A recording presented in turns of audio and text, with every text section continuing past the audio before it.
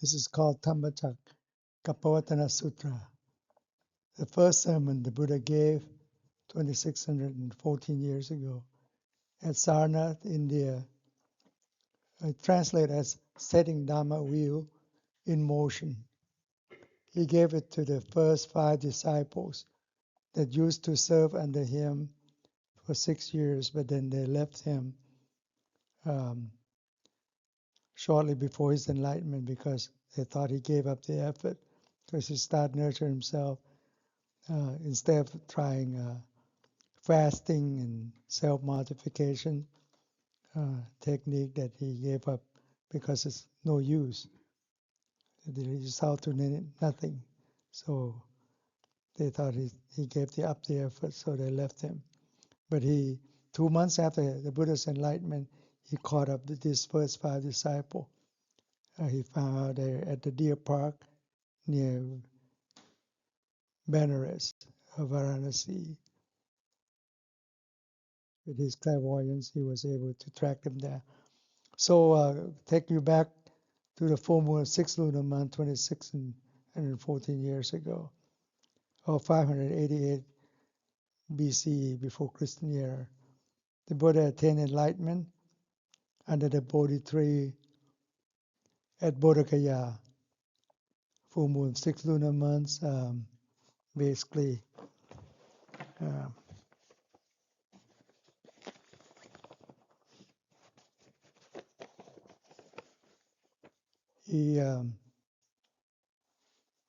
It also commemorates the same day he was born on full moon, 3rd lunar month, as well as pass away, parinirvana, at the age of 80.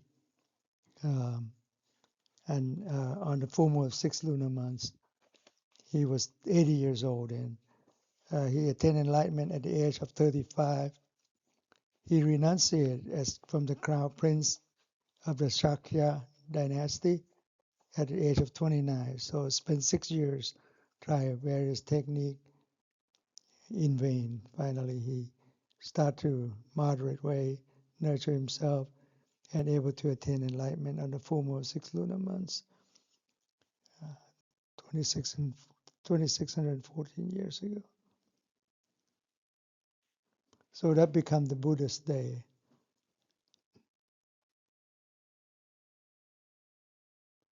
So take you back to where he was. This is on the left is showing a map of India. He was born at Kapilavastu, very north, next to Nepal, up there on the left side, on the top of the map on the right, with the birthplace at Kapilavastu. And then at the age of 29, he renounced, he left the palace. He was crown prince, lived in 3 luxurious palaces, one for each season: summer, rainy season, summer season, and winter season. They only have 3 seasons there in India. There, and then he went southeast to the far right and the bottom right of the right map, place of his enlightenment at Bodhgaya or Gaya, at the age of 35, 6 years after he tried self-mortification. And then he taught the same thing for 45 years and passed away at Kushinara, just in the middle above Patna, near birthplace, called Kushinara, Gorakhpur, near that, Gorakhpur. So he gave the first sermon at Varanasi on the lower left, near the middle of Benares, current name. So basically, he taught for 45 years of the same thing. He attained enlightenment under the Bodhi tree, and Buddhism was fully formed overnight with the same message, which we'll be talking about. And he attained enlightenment this year is, he passed away at the age of 80. So that was count as the first year of Buddhism, day zero in the past. So it's official calendar of Thailand, year 2569, official calendar of Thailand, 2,569 years, or 2026 in Christian year, or 543 BCE.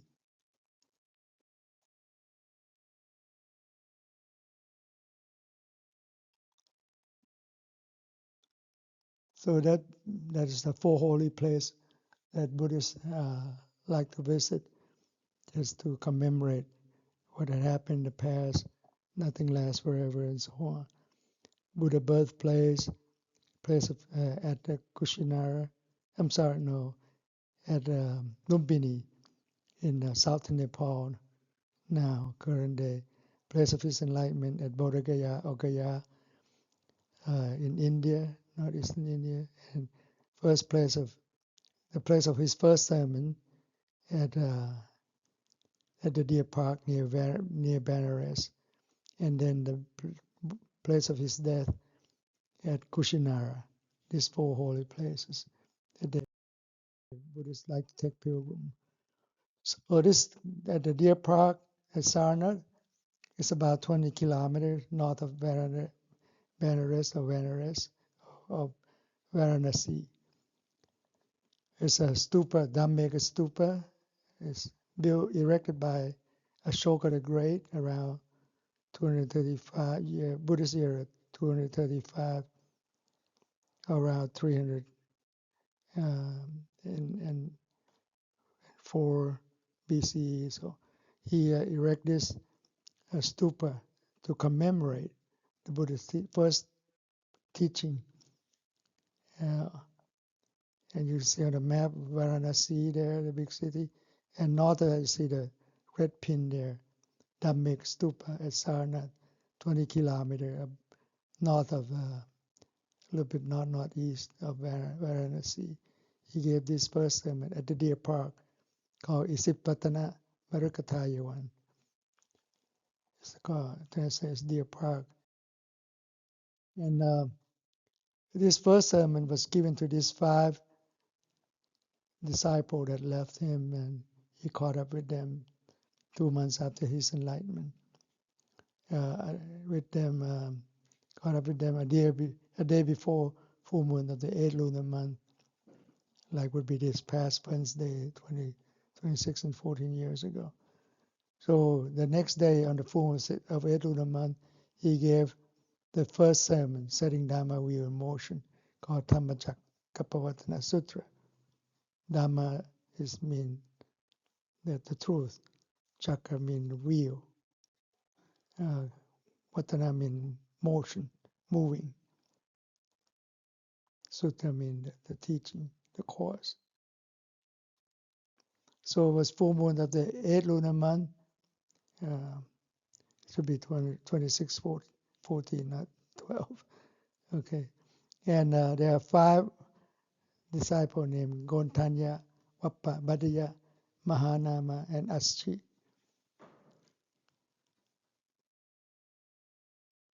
So on his sermon, he said, avoid the 2 extreme, which is he lived as a crown prince in luxurious life for 29 years.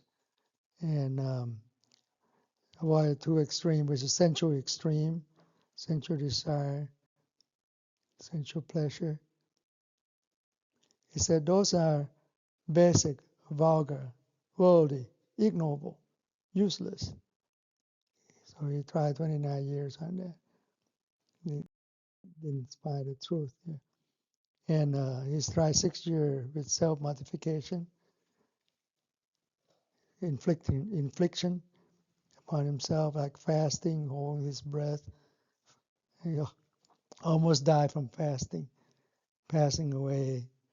And the young shepherd thought he was dead, but then saw his movement, so he milked some goat milk into his mouth, and he recovered He said, this is not the way. I try the best. No one can try harder than I, and almost died. So he started nurturing himself. He said, that's a suppressive extreme. It's useless. He would die for nothing. So he said, painful, ignoble, useless. So he started nurturing himself. The 5 disciples left him. He said, you should practice this middle path called Noble Eightfold Path. Right view, right thoughts, right speech, right, which deal with wisdom. Right speech, right action, right livelihood, deal with morality. And right effort, right mindfulness, right concentration, deal with mental concentration or mind development. So sum up as threefold training: morality, concentration, and wisdom. Reflect on those Noble Eightfold Path. But in the social system, you start with morality, work up to mental concentration, mind development, to gain insight, wisdom, to see the true nature of things. But in practical aspect, you need right view, right thought, with the open mind, pure mind, clarified mind to see the truth. And the 8 spokes of the wheel, you cannot miss one. So the wheel will collapse. Then you result to nothing. You need all 8 spokes. So he said this middle path is realized by, he called himself Tathagata.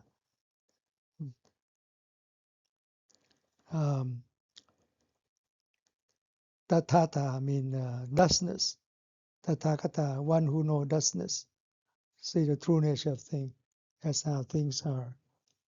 He said, well, through this middle path, come to realize by himself, Tathagata. It produced insight, knowledge, lead to calmness, direct knowledge, self-awakening, and liberation. So free himself from suffering, liberate himself. So these are the middle path realized by the Buddha. They basically reflect this Noble Eightfold Path. This is basically the 4th Noble Truth, or 4th Ultimate Truth, as it literally means. So he recite this Dhammacakkappavatana Sutta as follows. You can follow the chief there.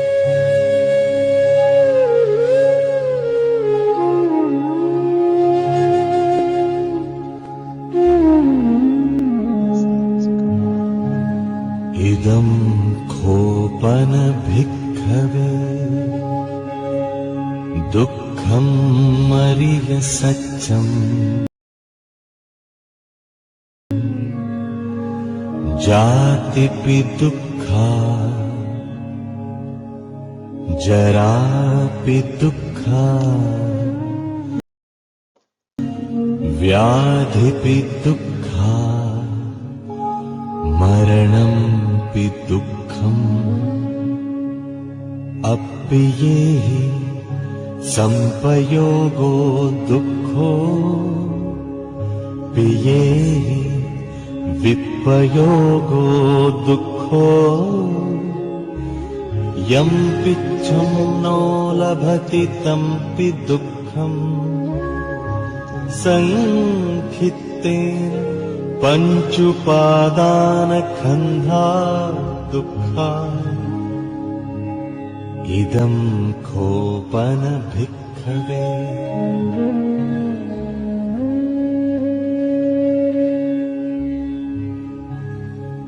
idam khopana bhikkhave dukkha samudayam yam ariya satcham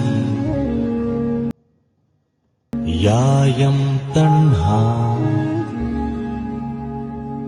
puno bhavika nandiraga sahagata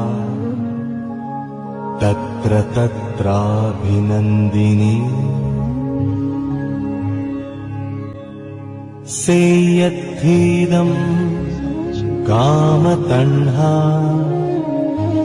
bhavatanha vibhavatanha idam khopana bhikkhave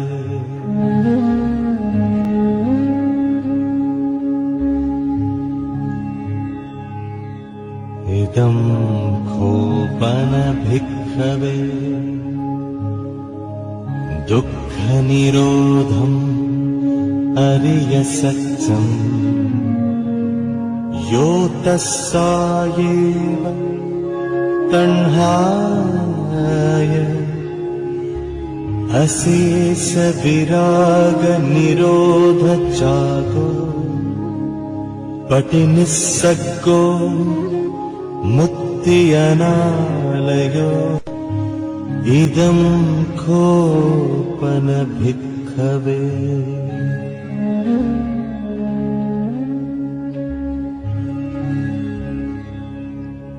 idam khopana bhikkhave dukkha nirodhagamini patipada ariya satyam ayameva ariyo atthangiko maggo seyatvidam sammaditthi sammasankappo sammavaca sammakammanto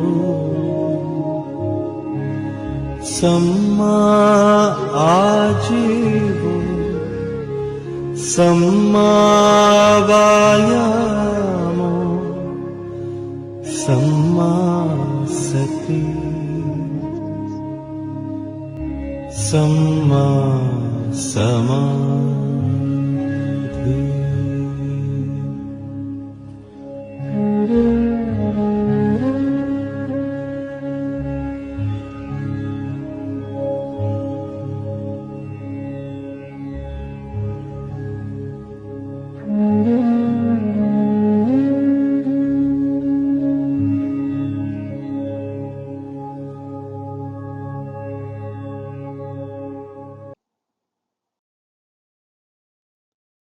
Then he went on to say,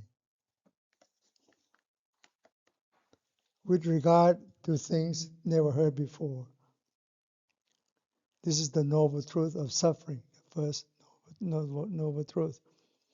And then he said, vision arose, insight arose, discernment arose, which is another name of wisdom, knowledge arose, illumination arose within me with regard to things never heard before.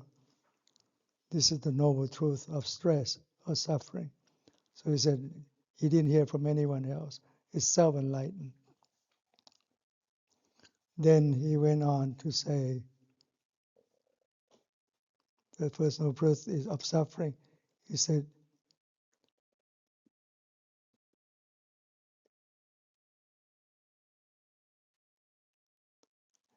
this is, with regard to things never heard before, this is the noble truth of suffering is to be comprehended. What do you do with to comprehend? Then he said, vision arose, insight arose, discernment arose, knowledge arose, illumination arose within me with regard to these things, with regard to things never heard before. Is a noble truth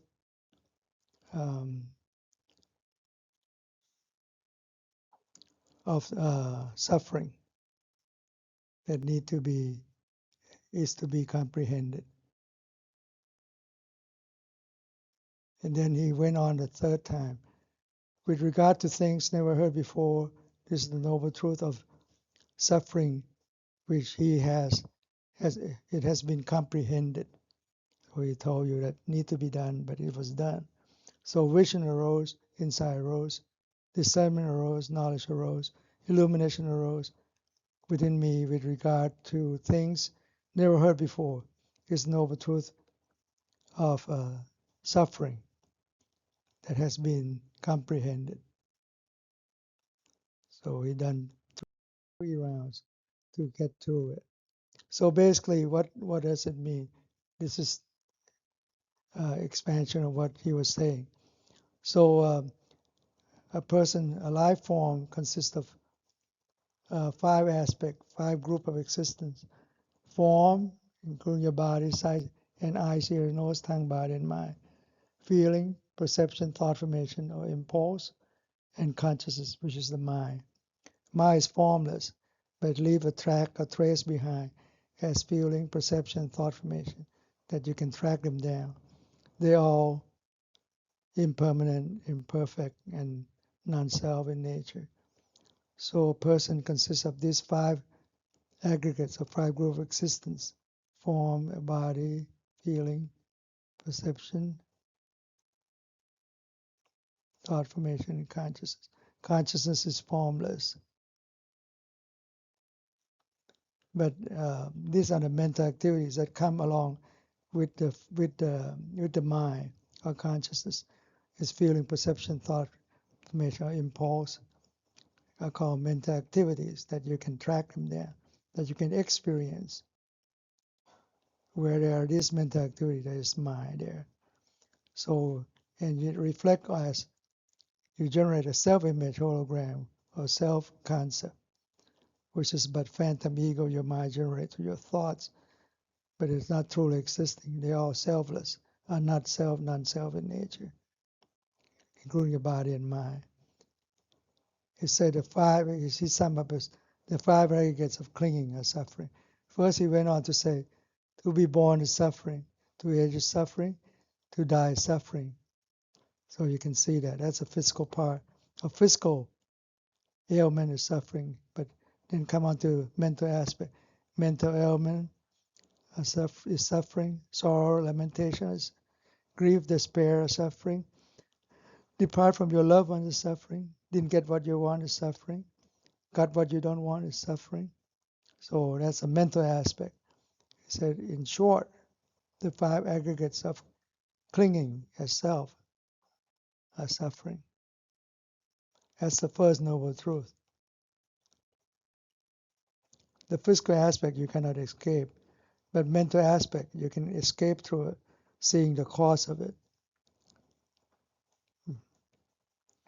Because it's all mental. You can catch it, your thought as it arises, because we suffer our own thoughts. So this follows the 3 universal marks of existence: impermanence, imperfection, and non-self in nature. The 3 universal marks of existence, or 3 universal characteristics. And there's no true permanent self, entity, no being,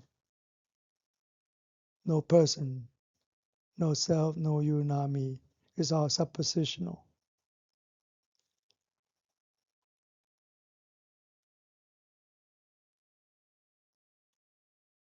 And over 100 years now, neuroscientists and scientists haven't found any place in your brain that this self is located, because it doesn't exist. Then he went on. It's back to the sutra, the teaching. With regard to things never heard before, this is the noble truth of cause of suffering, the second noble truth. Then he said, vision arose, insight arose, discernment arose, knowledge arose, illumination arose within me with regard to things never heard before. This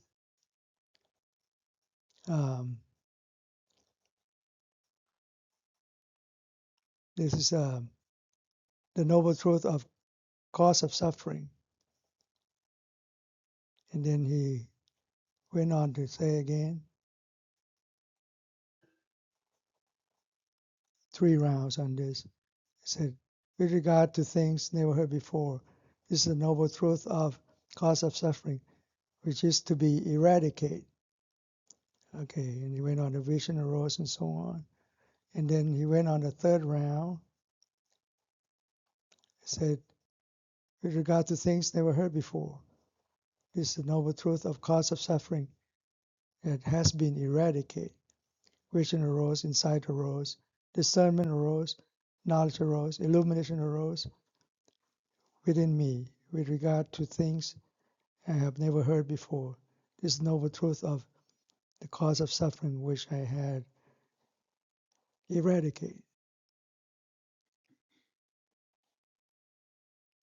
So what are they? They are craving for pleasure, sensual pleasure, or sensual desire, liking and disliking, basically reflect greed-headed illusion. So it becomes the second noble truth. Mind itself is luminous, but is tainted due to transitory mental impurities, which are these greed-headed illusion that come in, sneak in with your thoughts and home in to this luminous mind and never leave you. It's transitory mental impurities. It's not the true nature of the mind in transit too, but somehow you don't see it. Become your ignorance and allow it to home in. That we don't need that. That's why you crave and cling and suffer. And then he went on the third noble truth, said, with regard to things never heard before, this is the noble truth of end of suffering, nirodha, which equate to nirvana. He had attained nirvana. Then vision arose, insight arose, discernment arose, knowledge arose, illumination arose within me with regard to things never heard before. This is the noble truth of end of suffering. And then he went on nirodha. He went on, same thing. With regard to things never heard before. This is the noble truth of the end of suffering, which is to be realized. Vision arose, insight arose, discernment arose, knowledge arose, illumination arose within me with regard to this thing that he never heard before.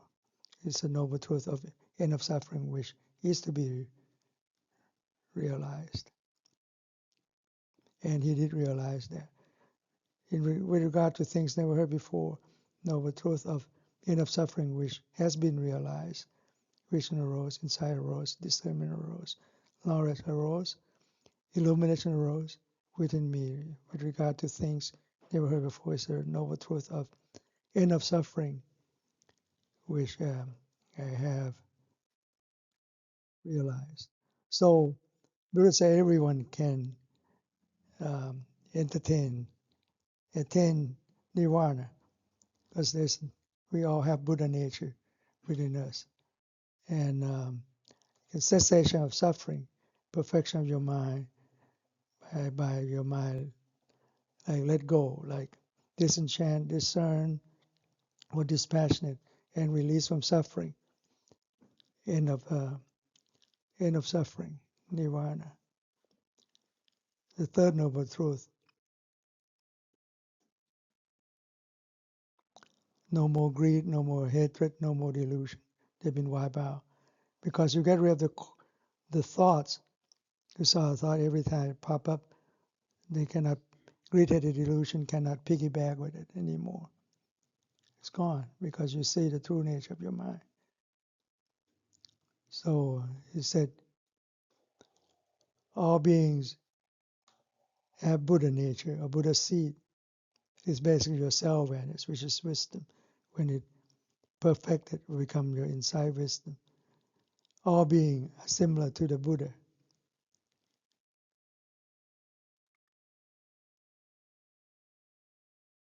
He said, all beings are the Buddha. A lotus for you, a Buddha to be. Lotus is sign of enlightenment, symbol.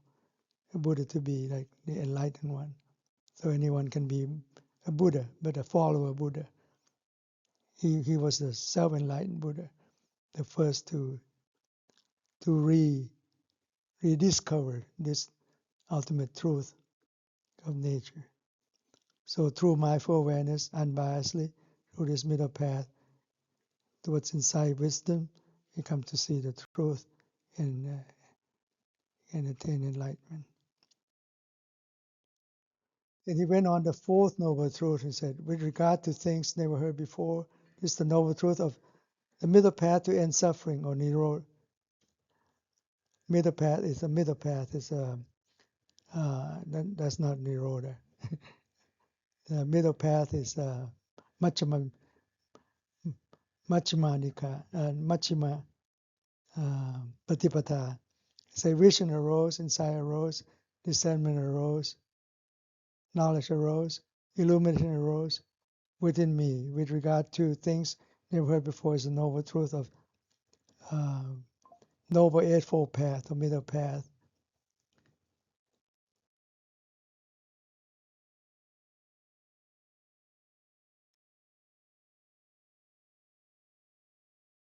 Then he said, with regard to things never heard before, this is the noble truth of middle path to end suffering is to be developed. So, and then he went on to vision arose and so on. And then finally he said, on the third round, he said, middle path, with regard to things never heard before, this is the noble truth of middle path to end suffering, which has been developed, has completed his task. Vision arose, insight arose, discernment arose, knowledge arose, illumination arose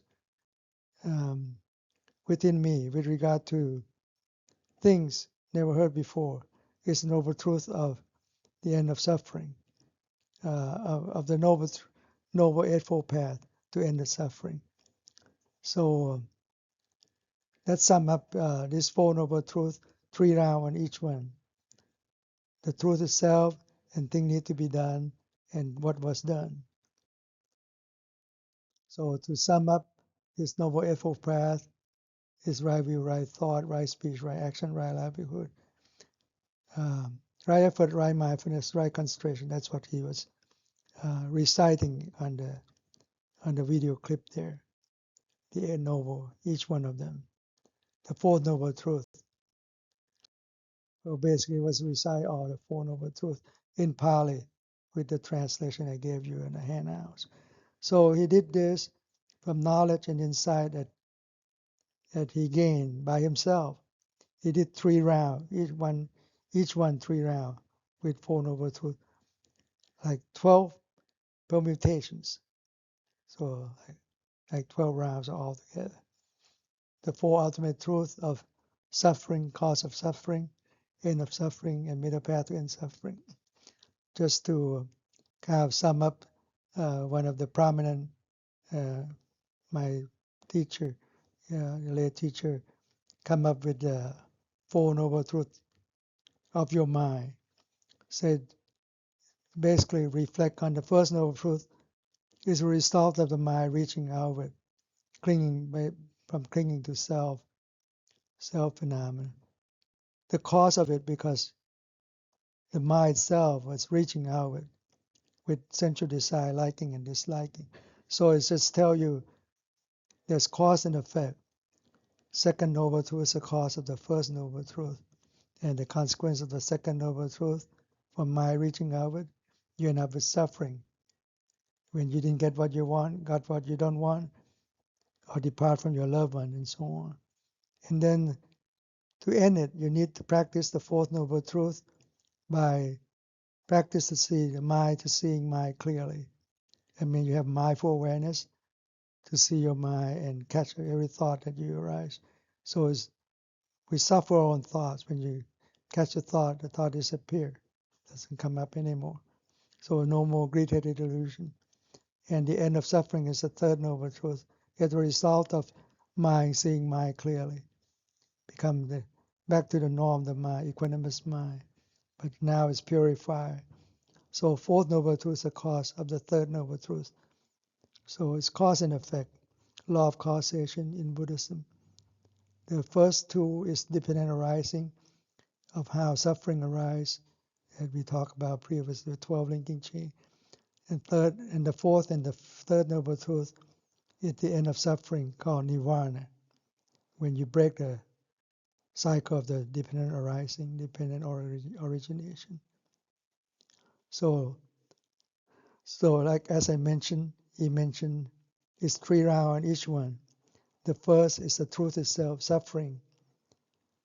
And the second round, he said, suffering is to be comprehended. In third round, he said, suffering has been comprehended. And the second noble truth, cause of suffering by itself, and then the second round said, cause of suffering is to be eradicated. And the third round said, cause of suffering has been eradicated. And the third noble truth, end of suffering, and then that's the first round. Second round said, end of suffering is to be realized. And the third round said, has been realized. And the fourth noble truth, middle path to end suffering. And then second round said, end of suffering, middle path to end suffering is to be developed. And then the third round said, middle path to towards ends of suffering has been developed. So he completed his task. But in reality, it's that one flash moment of mind. It broke through the whole thing. So the Buddha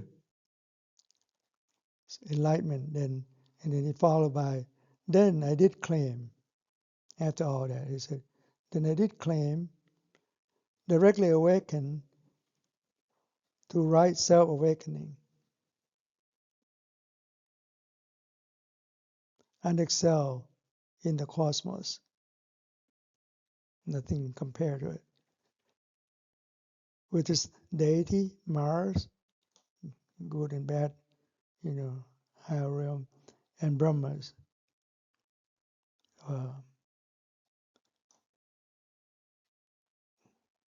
With its contemplatives and priests, its royalty and common folk. So it transcends all those. And he went on to say, inside wisdom arises, realizing the liberation. We talked about this before, Kayayana, or Asavakayayana.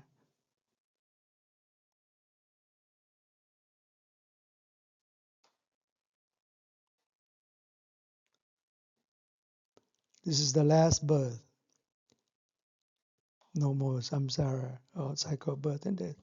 There is now no further becoming. So this is his last life, as he had proclaimed when he was born as the newborn Siddhartha. There was some vision about this. So the first sermon was completed then in Dhammacakkappavatana Sutta. When he completed that, one of the oldest of the 5 disciples had visualized the truth. This happened in the full moon Eluna month I mentioned. 26 and 14 years, and it was not corrected. And then he exclaimed that monks, things that arises as a norm would cease as a norm. Thing that arises as a norm would cease as a norm. As the signature of a stream enterer. They see the truth that thing doesn't last. Anything arise would eventually fail. Would cease as a norm. That's why we born and die. And Kontanya, that's the name of the oldest of the 5 disciples. The Buddha exclaimed too, Kontanya, you have seen it. Kontanya, you have seen it. That's why his nickname, Anya Kontanya. Kontanya, who have seen it. So this happened, what happened is the Buddha got witness that other people can attain enlightenment. Even the stream, there are 4 levels. Stream enterer, they may be reborn 1 to 7 lifetime. Once returner, 1 more lifetime. Non-returner, they will attain enlightenment in the higher realm, in the Brahma state. And then the full enlightened one, they wouldn't be reborn again. So he got witness that anyone can reach that state. And he gained the first true disciple, noble disciple who have attained enlightenment. And complete the triple gem, the Buddha, the teaching called Dharma, or the truth, and this disciple, or Sangha, Buddha, Dharma, Sangha. Tripajam was complete on that day. That's why they call it Sangha Day, the monks' Noble Disciple Day, on that day. So at that point, all the Deva, or the angel above the human realm, you can recognize human face. That's our realm. Below that is hungry ghosts, the demon, the beast, and the hell. We don't want those. And above that's the angel realm. Like the first level, they kind of something like demigod, like some are giants, some are like elk-like, like playing music and so on. And then other would be Chatu Maharaja. That's called Chatu Maharaja. The next one is Dawadung, and then Yama, Tusita, and so on. Nimaradi, Paranimata, Vasavati. So there's 6 levels of heavenly realm. Above that is a divine form divine realm, which some of the non-returner will be the highest level. Non-returner will be attain enlightenment. They're all cheers, and one level pass on the news that the Buddha has attained enlightenment. Next one, next level. On this first preaching, they were delighted.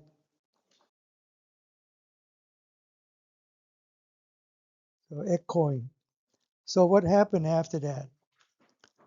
So after that, 235 Buddhist era, 235 years later, this is you heard of Alexander, went to invade India, tried to attack India, but what his task didn't get accomplished. He only went through Pakistan as Sindhu, and then he couldn't progress further because he got injured too, I think. He encountered some elephant troop, which he never encountered before. And his general was kind of exhausted too. And the next kingdom to attack would have much more elephant and huger army. So they said that's enough. They get homesick to the return. So Asoka the Great's grandpa also come to associate with Alexander the Great back then, try to kind of unite India. So he kind of allied with Alexander the Great, but it didn't work out. And this is his grandson of that king there. So Asoka the Great was basically is the one that was he was a son of King Bindusar, and he was not the most favorite.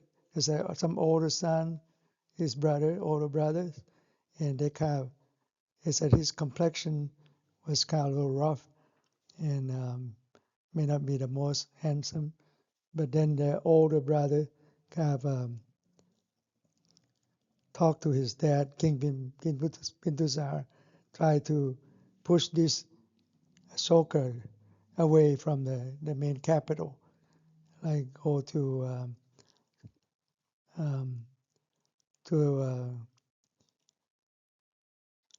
take care of the rebellion in another city.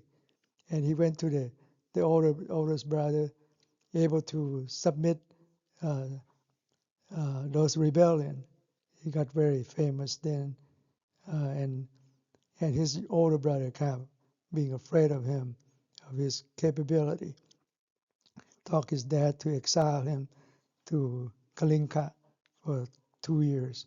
But there's a rebellion in another city, so they called him back, and he was successful in doing that campaign, and became very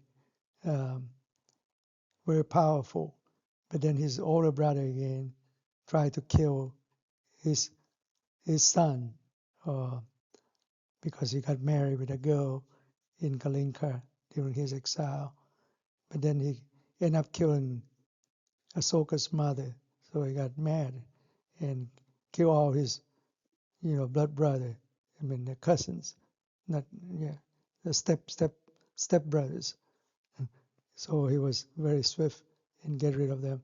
And when his dad died, Kim Bindusar died, so he ended up became the king, and he attacked Kalinka, which is very very united, very powerful country where he exiled previously.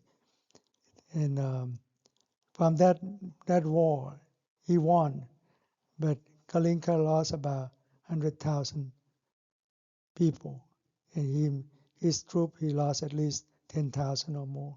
So when he went to look around the city, he saw so much death, and he felt, like pitiful. So when he recognized, he heard the preaching of Buddhism. Previously, when he was exiled, he got injured but helped by the Buddhist monks, and they would heal him.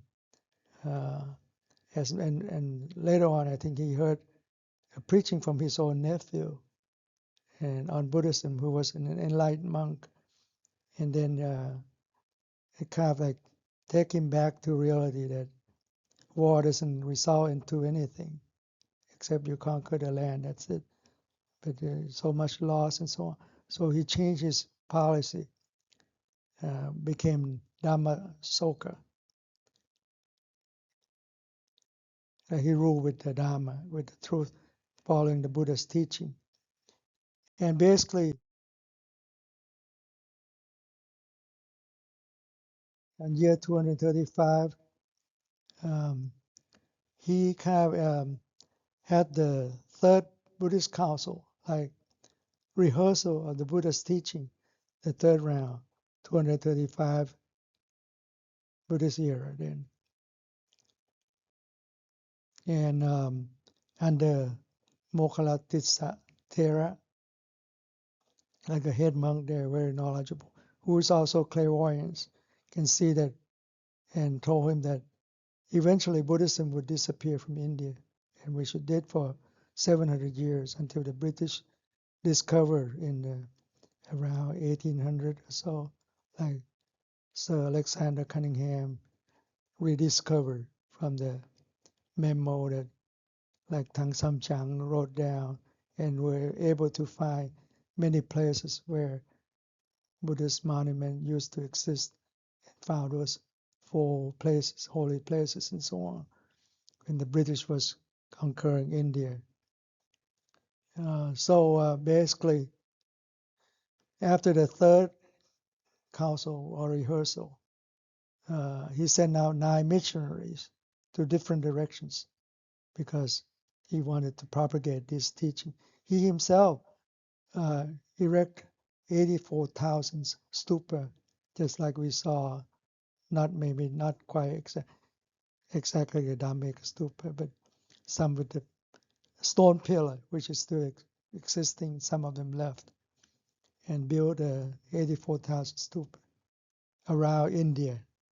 And India back then was the largest beyond this current day India too. So he sent out 9 missionaries, which show as the arrow. The first one is Kashmir and Gandhara. That's for Afghanistan. You heard Gandhara, Gandaha, like Afghan there, led by Elder Machatika. And the second one is in the middle India, the east coast, Mahisa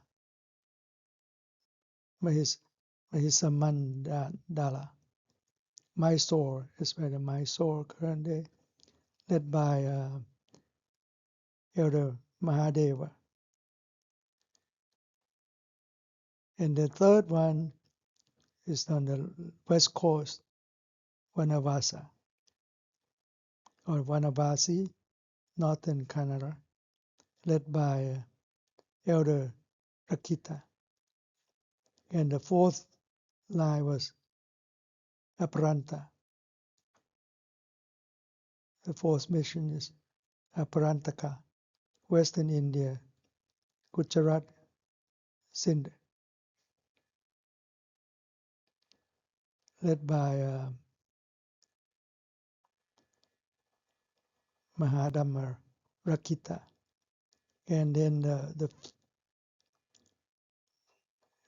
I'm sorry, I kind of skip over. The fourth one, Aparanta, Western India, led by Yona Dhammacakkappavatana, the Greek. He was a Greek, but he didn't go back to Greek. But he was enlightened one, but he remained in India to teach that, Aparanta. And the fifth one, Maharatita, and that's the west coast, near Mumbai there, Bombay, around a little bit south, Ajanta, Aurora, by Mahan Dhammacakkappavatana. And the sixth one, Yona, went to the Greek borderlands, Bactria, by Maharakita. And then the seventh one went to near the Everest there, I think the Bhutan area, Himawanta, or Himalayan. Himalayan is another name of region, the Everest area, led by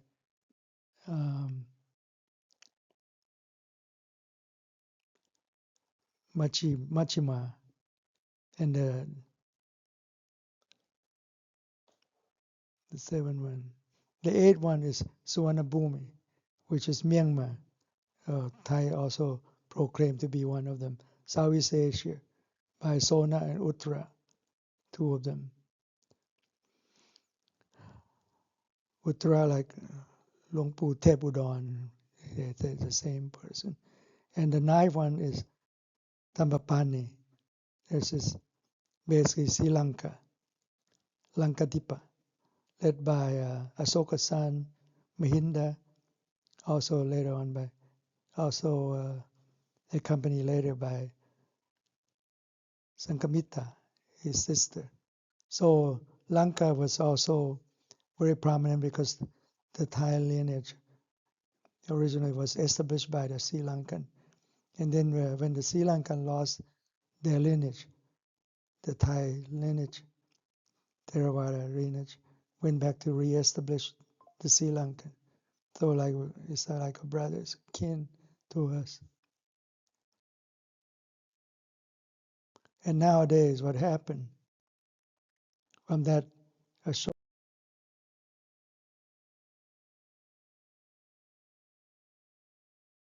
missionaries?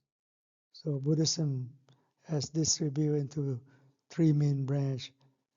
Theravada Buddhism, which is like a green line, like from the India down to Sri Lanka, also to Burma, Myanmar, also to Thailand, Siam, Ayutthaya, and so on. And then the red line is Mahayana, going to the western part, like Afghan, Pakistan, Gandhara, in that area, went up to China, also to Tibet. Tibet was a little different too, to China, and then Korea and Japan. Zen Buddhism also included. And the Vajrayana is the blue one. Went to Bhutan and Tibet, and also spread around that area, Lhasa and so on. It also went down to Sumatra, Vajrayana. I think the color is a little off there. It's a blue. I think mainly Bhutan and Tibet, Nepal, in that area. In early Buddhism, is the black arrow. It's kind of hard to trace. It's from where the four holy places, also to Sanchi, Soda Great, built a major monument there, a stupa, still existing. Matuta as well. So those are the main branch of Buddhism currently. Okay, that's the end of it. I think that's it.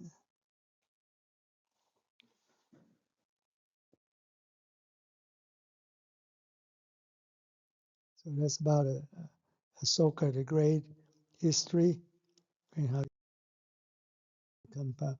And he symbolized India with this four-head lions, which is still used as the emblem of India